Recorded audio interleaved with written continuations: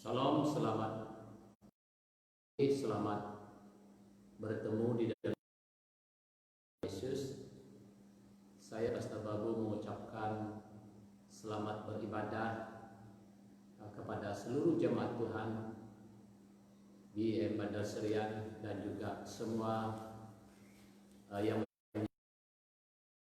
kita pada pagi ini. Pada pagi ini kita mau belajar dari firman Tuhan, yaitu kembali kepada kasih yang mula-mula.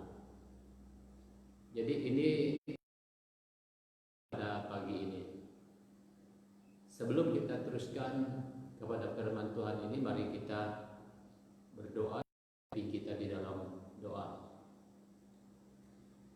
Bapa kami di surga, di hadapan Tuhan mengucap syukur kepada-Mu Tuhan pada pagi hari yang indah yang mulia ini, mengucap syukur karena nafas hidup yang Tuhan berikan buat kami sehingga kami boleh hidup pada hari ini.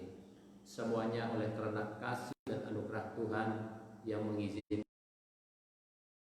hidup pada hari ini. Bapa, kami datang membawa hati kami, membawa hidup kami, untuk keberadaan kami, kehadirat Tuhan. Tuhanlah yang berkuasa di dalam seluruh kehidupan kami. Pimpinlah, peliharalah, berkatilah hidup kami, supaya hidup kami senantiasa berkenan di hadapan Tuhan. Bapa, kami berdoa menyerahkan juga bagi firman Tuhan bersama kami mau belajar pada pagi ini. Tuhan, kiranya Tuhan Yesus yang memberkati kami, membuka pikiran hati kami supaya kami dapat memahami, mengerti suara Tuhan berbicara kepada kami pada pagi ini lewat hamba-Mu yang Tuhan siap pakai untuk menyampaikan message Tuhan pada pagi ini. Bapa, kami berdoa kami gangguan-gangguan yang jahat yang mau halangi kami dalam kami mendengar dari firman Tuhan, dan berbicaralah Tuhan kepada kami, dan kami siap untuk mendengarkan Engkau berbicara kepada kami. Kiranya hamba-Mu secara khusus supaya menjadi saluran berkat bagi kami semua pada pagi ini Tuhan. Terima kasih Tuhan Yesus. Haleluya. Dalam nama Tuhan Yesus kami. Amin. Kasih yang mula-mula. Jadi ini pagi ini, saudara-saudara, jadi topik ini merupakan satu topik yang menyatakan kita harus kembali kepada kasih yang mula-mula. Apakah kasih yang mula-mula? Kasih yang mula-mula artinya di saat kita percaya Yesus, di saat kita menerima Yesus dalam kehidupan kita, itulah kita yang mula-mula. Jadi itu yang kita mau bicarakan pada pagi ini. Maka itu mari kita baca dalam Wahyu pasal 2 ayat 1 ayat 7. Mari kita baca yang berbunyi demikian. Tuliskanlah kepada malaikat jemaat di Efesus, inilah dari Dia yang memegang ketujuh bintang itu di tangan kanannya dan berjalan di antara emas itu. Aku tahu segala pekerjaanmu, baik jerih payahmu maupun ketekunanmu. Aku tahu bahwa engkau tidak dapat sabar terhadap orang-orang jahat, bahwa engkau telah mencoba dirinya. Sebenarnya tidak demikian, bahwa engkau telah mendapati mereka pendusta, dan engkau tetap sabar dengan namaku, dan engkau tidak mengenal lelah. Namun demikian aku mencela engkau karena engkau telah meninggalkan kasihmu yang semula. Sebab itu ingatlah betapa dalamnya engkau telah jatuh. Bertobatlah dan lakukanlah lagi. Jika tidak demikian, aku akan datang kepadamu dan aku akan mengambil kekidianmu dari tempatnya. Jikalau engkau tidak bertobat, tetapi ini yang ada padamu, yaitu engkau membenci Nikolaus, yang juga ku benci. Siapa bertelinga hendaklah ia mendengarkan apa yang dikatakan Roh kepada jemaat-jemaat. Dia akan kuberikan dari pohon kehidupan yang ada di Taman Firdaus. Jadi saudara-saudara, firman Tuhan yang kita baca tadi adalah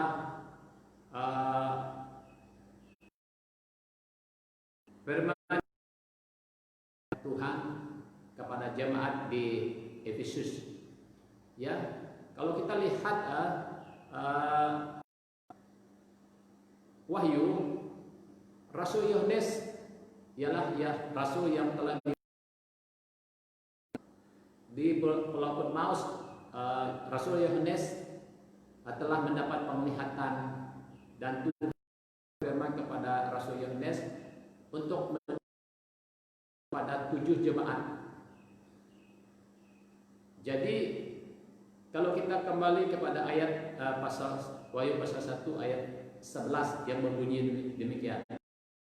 Katanya, apa yang engkau lihat tuliskanlah di dalam sebuah kitab dan kirimkanlah kepada ketujuh jemaat ini, ke Efesus, ke Smyrna, ke Pergamos, ke Tiatira, ke Sardis, dan ke Laodikia. Jadi Tuhan menyuruh Yohanes menulis kitab dan diberikan kepada 7 jemaat seperti yang kita baca tadi. Tetapi pada pagi ini kita mau melihat salah satu surat Yohanes ini ditujukan kepada Efesus. Jadi pada pagi ini, jadi mari kita lihat dahulu sejarah kota Efesus pada zaman itu. Di saat itu juga di mana ketika itu Efesus sangat beruntung karena terletak di muara sungai Kesta, sebuah pelabuhan laut yang terkemuka pada zaman itu. Jadi segi perdagangan di dalam kota Efesus. Efesus adalah kota terbesar di Asia Kecil, merupakan pusat administrasi Romawi di wilayah itu. Kota Efesus sangat terkenal dan yang paling makmur. Dari segi politik kota Efesus pada waktu itu ada. Jadi pemerintah di Roma menghargai kesetiaan kota Efesus dengan adanya untuk memiliki pemerintahan sendiri. Oleh karena itu kota bebas dan tentara Romawi tidak ditempatkan di situ. Jadi itu dari segi politiknya. Bagaimana juga kalau dari segi agama? Dari segi agama adalah kebanggaan mereka di sana. Di dalam kuil itu ada patung Artemis. Warga kota Efesus menyembah dan membela tersebut. Itu sangat kacau, fanatik dan ekstrim. Segala sesuatu yang najis, kotor, jijik dan ngeri terjadi di situ. Di kota Efesus juga ada beberapa khususkan untuk penyembahan kaisar. Dari segi sifat orang di sana ya, orang Efesus dikenal sebagai terikat dengan ilmu. Kalau kita lihat dalam Kisah Para Rasul 19 ayat 18 hingga 19 ada tulis di situ. Pentingnya ilmu gaib bagi kota Efesus terlihat nyata.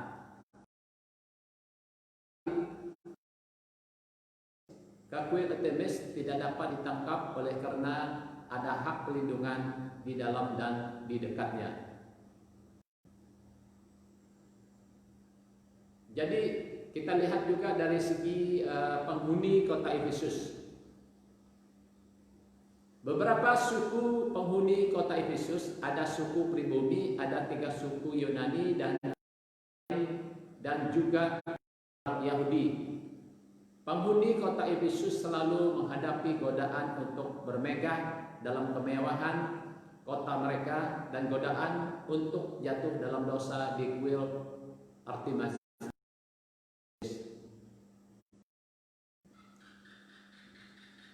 Jadi kita lihat pula dari segi pemberitaan bagaimana Injil berkembang di kota Efesus ketika itu, ya.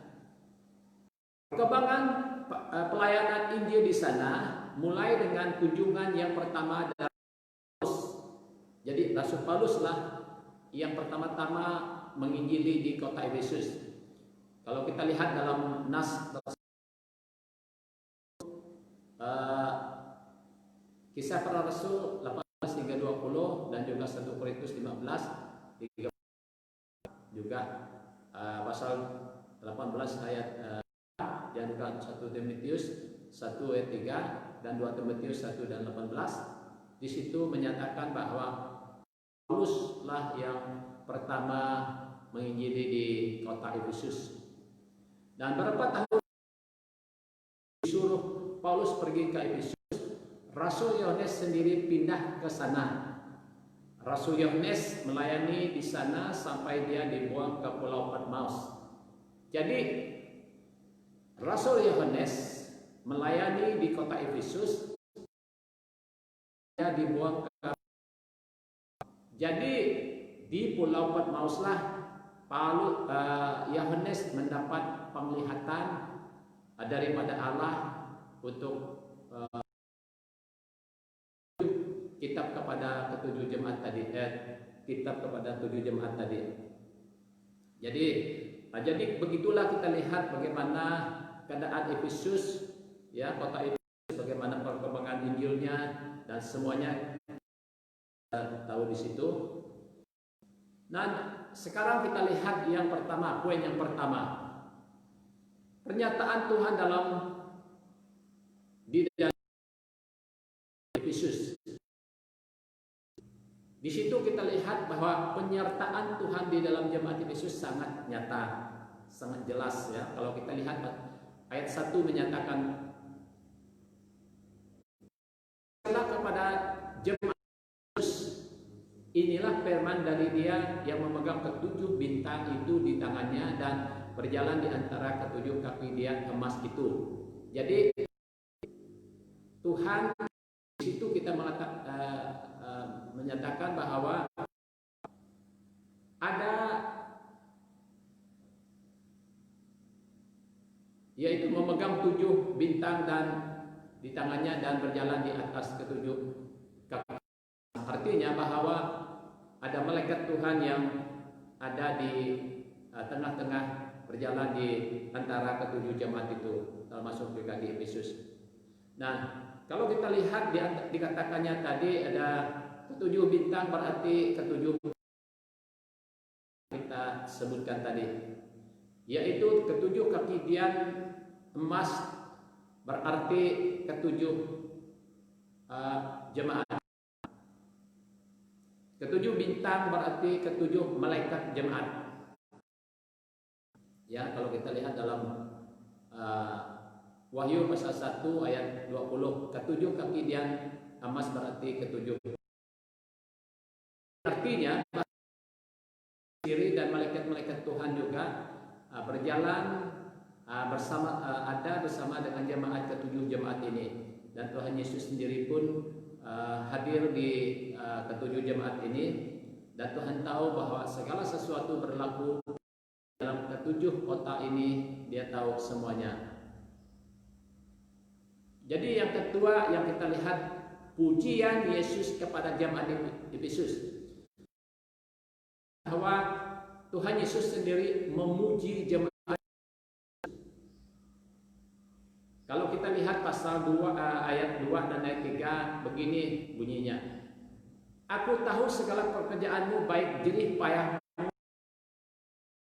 Aku tahu dapat sabar terhadap bahwa engkau telah mencobai mereka dan menyebut dirinya rasul, tetapi yang sebenarnya tidak demikian, bahwa engkau mereka pendusta dan engkau oleh karena namaku engkau tidak mengenal lelah. Ayat 2 dan 3 dikatakan demikian. Di sini lihat bahwa Tuhan Yesus memuji Yesus. Apa yang dipujikan oleh Tuhan Yesus kepada jemaat ini?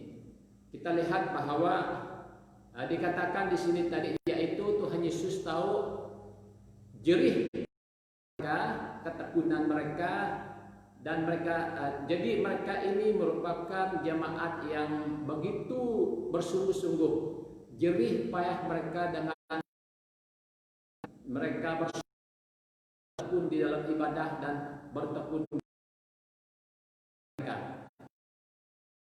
tahu semua yang dilakukan oleh jemaat ini.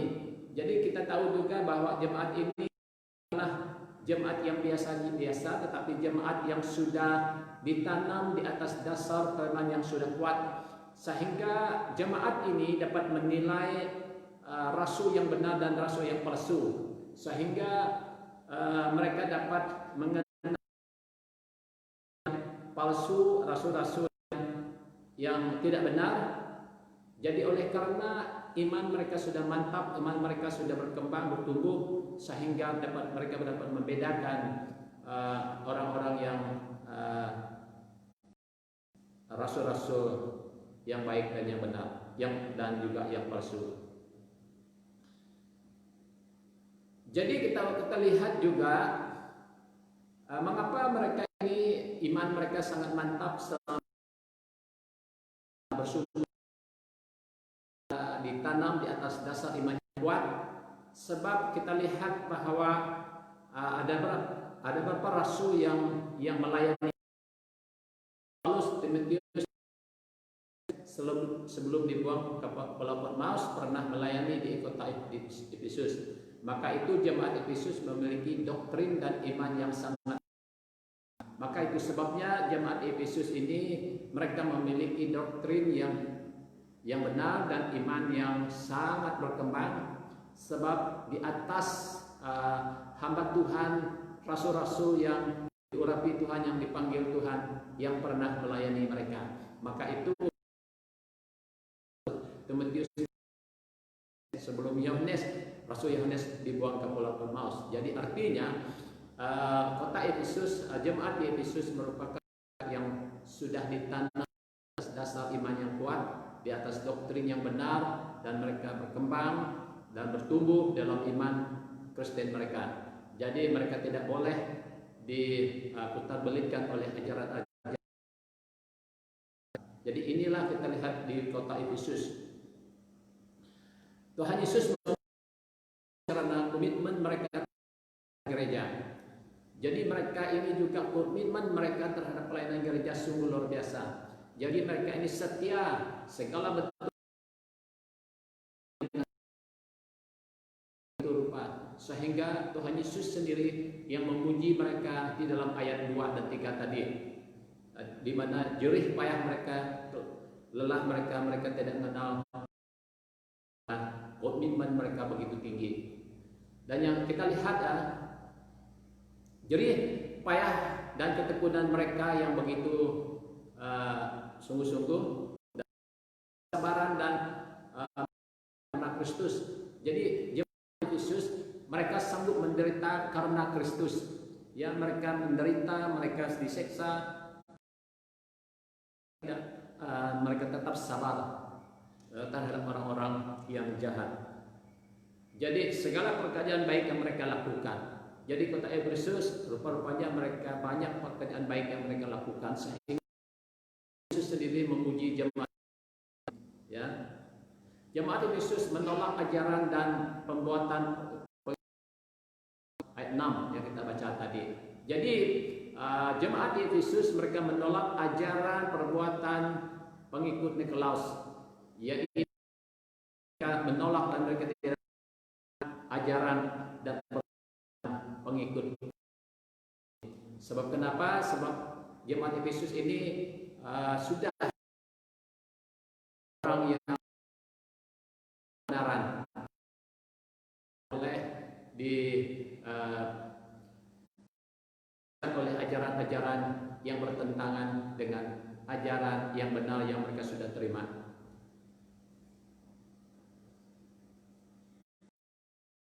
dari ajaran Nikolaus ini, para pengikut Nikolaus diyakini sebagai orang Kristen, tapi menjalani hidup yang tak bermoral. Ajaran mereka membawa orang semakin menjauh dari Allah. Jadi ini inti pati daripada ajaran pengikut Nikolaus, yaitu pengikut Nikolaus, ajaran mereka itu yaitu dari kehidupan moral mereka begitu rosak sekali. Jadi ajaran mereka juga membawa orang semakin jauh daripada Tuhan.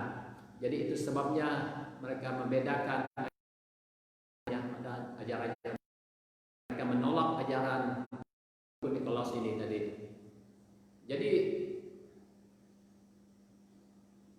jemaat Efesus sangat berkembang dan sangat bertumbuh dalam iman dengan doktrin yang benar. Dan yang ketiga, poin yang ketiga, telah meninggal kasih mereka yang semula.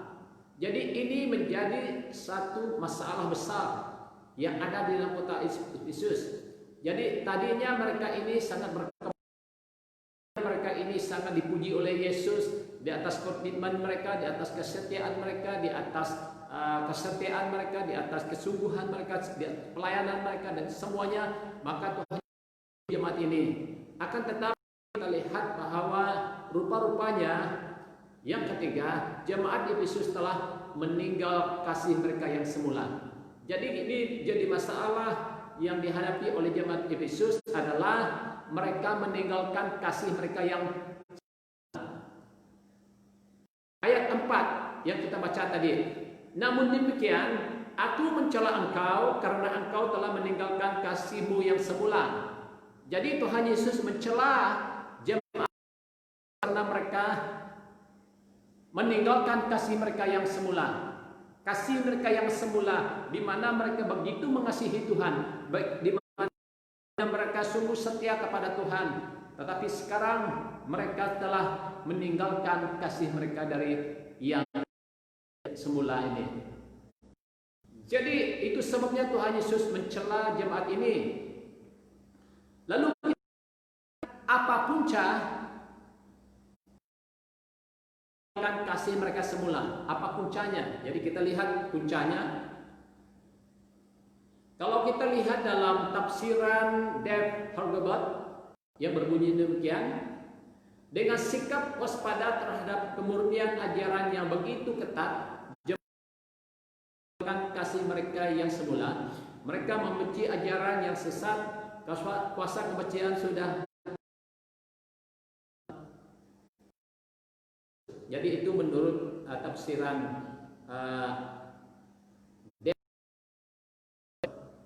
bagaimana juga pula tafsiran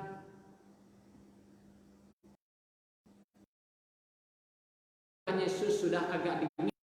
Jadi ajaran mereka selalu baik, kasih mereka sudah berkurang. Itu menurut tafsirannya. Bagaimana pula dengan menurut tafsiran John F. Walworth?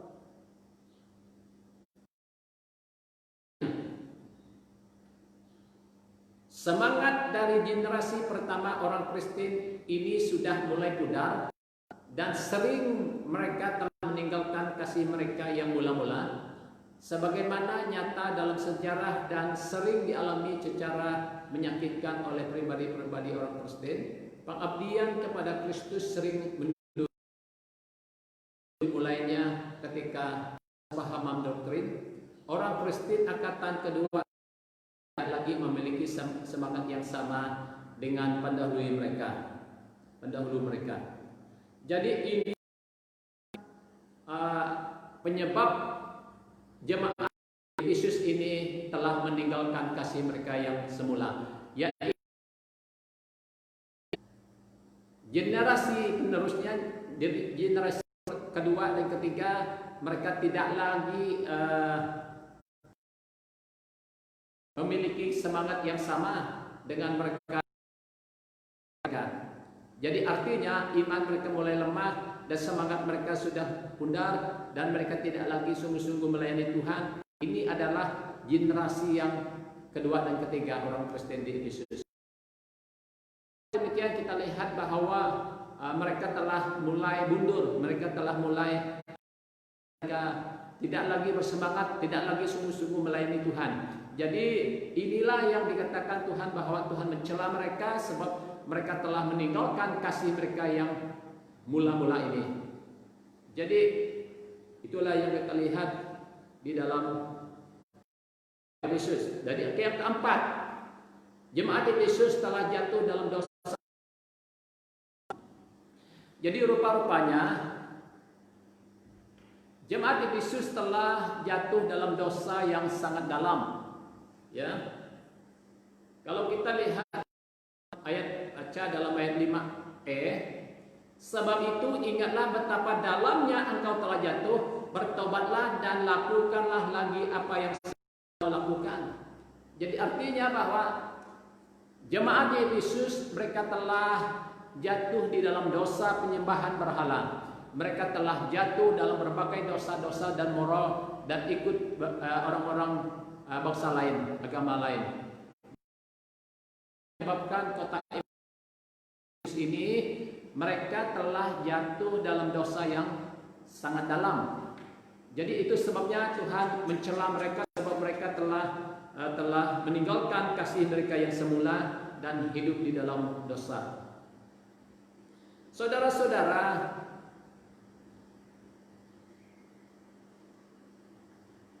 bagi banyak orang-orang percaya yang dahulunya begitu giat di dalam pelayanan Tuhan, begitu melayani Tuhan, begitu dahulunya mengasihi Tuhan dengan setia, dengan taat, baik dalam hal memberi, membantu dan menolong pelayanan Tuhan, baik menyokong pelayanan Tuhan, baik pelayanan-pelayanan gereja, dan banyak orang-orang Kristen dahulunya begitu giat melayani Tuhan, begitu aktif terlibat dalam pelayanan Tuhan, tetapi mulai kasih itu mulai menurun. Kasih itu mulai menurun oleh karena mereka mula-mula.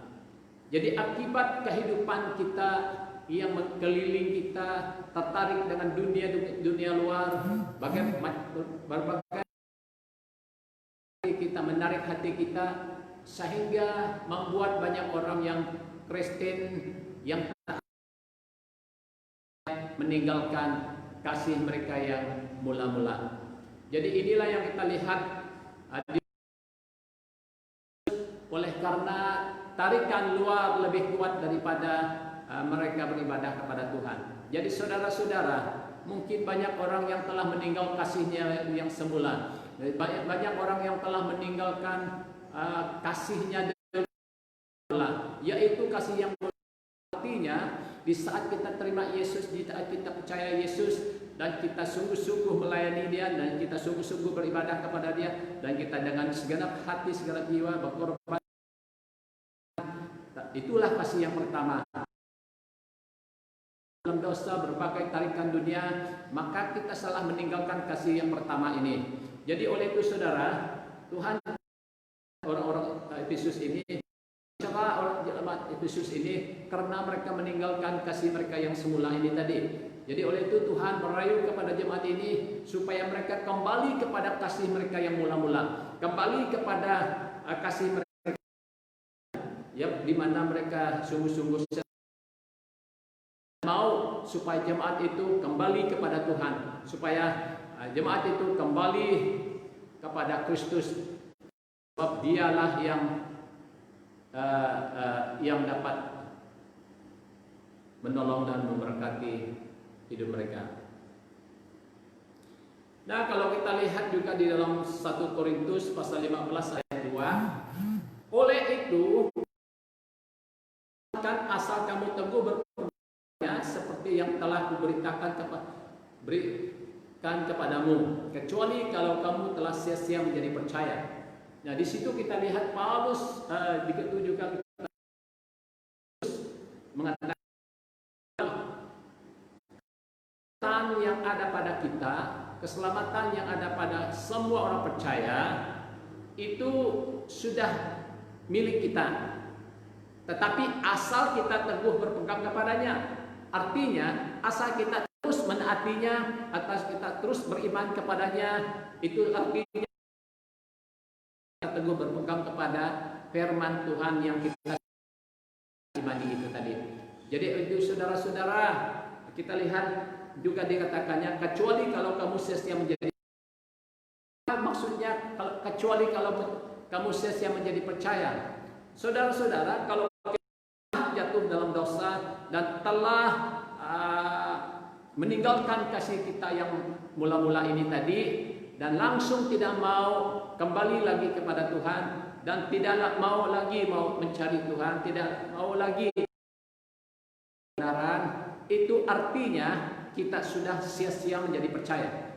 Jadi oleh itu Tuhan mau supaya jemaat ini kembali kepada Dia, supaya jemaat Efesus ini kembali kepada Tuhan. Jangan iman mereka menjadi sia-sia, jangan kepercayaan mereka yang dulu itu jangan sia-sia, jangan jerih payah mereka yang dulu itu menjadi sia-sia. Tetapi Tuhan mau mereka kembali kepada Tuhan, sebab Tuhan sajalah yang dapat memulihkan kehidupan mereka. Demikian juga bagi kita semua, bagi semua pun siapapun juga, baik saya mungkin kita telah meninggalkan kasih kita yang semula, mungkin kita telah mulai hanyut di bawah arus. Mari kepada kasih yang mula-mula ini. Andai kata kalau kita tidak mau kembali kepada kasih, kalau kita tidak mau bertobat sekali lagi, menyerahkan hidup kita kepada Tuhan, maka iman kita, kepercayaan kita sudah menjadi sia-sia. 2 Korintus pasal 6 ayat 1 juga mengatakan demikian. Sebagai teman-teman sekerja, kami menasihatkan kamu jangan berbuat sia-sia, supaya kamu jangan membuat menjadi sia-sia kasih karunia yang telah kamu terima. Dikatakan di sini Paulus juga berkata di dalam 2 Korintus pasal 6 ayat 1, sebagai teman-teman sekerja, kami menasihati kamu supaya kamu jangan membuat sia-sia kasih karunia Allah yang telah kamu terima. Jangan membuat sia-sia kasih karunia Allah yang telah kita terima, yang sudah ada pada kita. Jangan buatnya sia-sia. Ya saudara-saudara, katakan tadi, bagaimana cara kita sia-sia hidup kita yang meninggalkan kasih yang mula-mula itu. Hidup kita kembali kepada hidup yang lama. Hidup kita kembali perbuatan yang dilarang Tuhan, perbuatan-perbuatan yang membuat kita jatuh dalam dosa. Jadi itulah yang telah membuat kasih itu menjadi sia-sia. Jadi oleh itu saudara-saudara, mulai pada hari ini mari kita belajar dari kota Efesus pada pagi ini semua, di mana jemaat ini menjadi jemaat yang sangat kuat, sangat rajin, sangat setia, mengasihi Tuhan, melayani segala hati dan segala upaya mereka, segala kekuatan mereka melayani Tuhan. Mereka ditanam dan doktrin yang benar, dengan ajaran yang benar, mereka berkembang. Namun sekali lagi mereka jatuh dalam dosa dan meninggalkan kasih mereka yang semula. Oleh itu Tuhan merayu, Tuhan mohon supaya jemaat ini kembali sekali lagi kepada Dia. Jadi saudara-saudara, mari kita kembali lagi kepada Tuhan.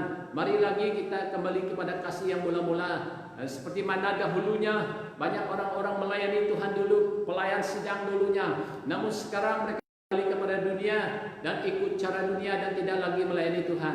Dan dahulunya kita melayani Tuhan berbagai pelayanan di dalam gereja. Sekarang tidak lagi kita melayani. Maka itu kembalilah kita lagi melayani Tuhan. Kembalilah kita kepada kasih kita yang semula dengan Tuhan. Dan inilah yang maukan kepada kita, saudaraku. Dan ayat 5b, jika tidak demikian, aku akan datang kepadamu dan aku akan mengambil kaki dianmu dari tempatnya, jikalau engkau tidak bertobat. Kata Tuhan Yesus di sini, Jikalau kamu tidak bertobat, aku mengambil kaki dia di depannya. Jikalau kamu tidak bertobat. Jadi artinya saudara, kita yang telah meninggal kasih yang semula, kita yang telah hidup dunia, Tuhan mau supaya kita kembali kepada Tuhan sekali lagi dan mengakui bahwa kita telah lemah, telah jatuh. Kalau tidak demikian, maka kita akan menerima akibat perbuatan kita sendiri, yaitu kekidian, kata Tuhan di sini. Jikalau engkau tidak, ya, kalau Tuhan mengambil kekidian kita, maka kehidupan kita akan gelap gulita dan tidak ada terang di dalam diri kita. Oleh itu saudara-saudara, mari kita hari ini untuk sungguh-sungguh menangkapi firman Tuhan pada pagi ini, dan marilah kita menyelidiki hati hidup kita, apakah kita telah meninggalkan kasih yang mula-mula seperti jemaat di Efesus ini, dan marilah kita kembali kepada Tuhan, sebab Tuhan nanti kita dan memberkati hidup kita. Saudara-saudara, oleh itu mari kita pada hari ini belajar dari kota Efesus yang dahulunya adalah jemaat yang kuat, jemaat yang teguh, jemaat yang berkembang, jemaat yang setia hati, tetapi mereka sekali lagi telah meninggalkan kasih mereka semula. Oleh itu pada kehidupan mereka, di mana Tuhan yang sama yang mau mereka kembali kepada Tuhan, Dia juga Allah yang sama mau kita tinggalkan yang telah menyebabkan kita jatuh dalam dosa, dan kembalilah kita kepada Tuhan, melayanilah seperti dahulu. Jika dulu kamu melayani Tuhan di gereja, jika dulu kita melayani Tuhan sebagai pelayanan gereja, jika dulu kita melayani Tuhan berbagai pelayanan di gereja seperti main musik apa segalanya, dan datanglah kembali dan melayanilah Tuhan, sebab itulah Tuhan mau kita kembali kepada Dia. Jadi saudara-saudara, yang lebih penting lagi sebagai kita suami istri, memang siapapun ada kita yang sudah memiliki suami istri, sudah bergaduh, sudah suami istri yang kecewa dengan pasangannya. Pada hari ini mari kita lihat membuat kita kasih kita pertama di saat kita mengasihi, di saat kita jatuh cinta dengan pasangan kita, tetapi oleh karena tantangan hidup yang kita hadapi sehingga kita tidak bertahan dan mulai meninggalkan kasih kita yang mula tadi. Tetapi kembali lagi kita kepada kasih kita yang semula, pada kasih kita kepada Tuhan Yesus, kita kepada kasih kita yang sungguh-sungguh seperti dahulunya, sehingga kita menjalin sebagai suami istri yang mengasihi. Jadi Tuhan mau kita kepada kasih yang pertama. Saudara, inilah Tuhan yang baik bagi kita. Maka itu suami istri yang sudah rosak, suami istri yang gaduh dan yang telah tidak sehaluan lagi, mari hanya satu hal yang boleh menyatukan kita kembali lagi, yaitu kembali kepada kasih yang semula, yaitu di saat kamu mengasihi istrimu, di saat kamu menyatakan kasihmu kepada suamimu, itulah kasih yang pertama. Haleluya. Saudara-saudara, seperti mana firman Tuhan pada pagi ini, kiranya memberkati kita, kiranya memberkati seluruh jemaat kita semua yang mendengarkan firman Tuhan pada pagi ini. Haleluya. Terima kasih Tuhan Yesus, karena Engkau telah mendengar doa kami, Engkau telah mendengarkan kami bersama Tuhan Yesus pada pagi ini. Lebih-lebih lagi Tuhan, di mana kami telah mendengar dari firman Tuhan, yaitu mengenai jemaat Efesus, Tuhan Yesus, di mana jemaat ini dahulunya mereka sangat giat, sangat sungguh-sungguh setia melayani Tuhan dengan segenap hati. Namun karena sekali lagi mereka jatuh dalam dosa mereka yang mula-mula, tetapi Tuhan agar jemaat Efesus ini kembali kepada Tuhan, sehingga mereka dapat menjalinkan hubungan yang baik sekali lagi bersama Tuhan. Tuhan pada hari ini seluruh jemaat jemaat Tuhan, kami bersama semua Tuhan, kami juga akui kadang-kadang kami memiliki kekurangan kelemahan yang membuat kami mulai jauh daripada Engkau. Tuhan, ampuni kami, dan kami mau kembali kepada kasih kami yang mula-mula, yaitu kasih kami kepada Tuhan di saat kami menerima Engkau dalam kehidupan kami, di saat kami menerima Yesus sebagai Tuhan dan Juru Selamat kami. Itulah kasih yang pertama yang Tuhan telah jalani. Tuhan, mampukanlah kami supaya kami tetap di atas kasih yang pertama dan kembali kepada Tuhan Allah kami. Terima kasih Tuhan Yesus, karena Engkau telah memberkati kami pada pagi ini. Haleluya Tuhan Yesus, terima kasih. Kami sudah berdoa serta mengucap syukur. Amin. Haleluya.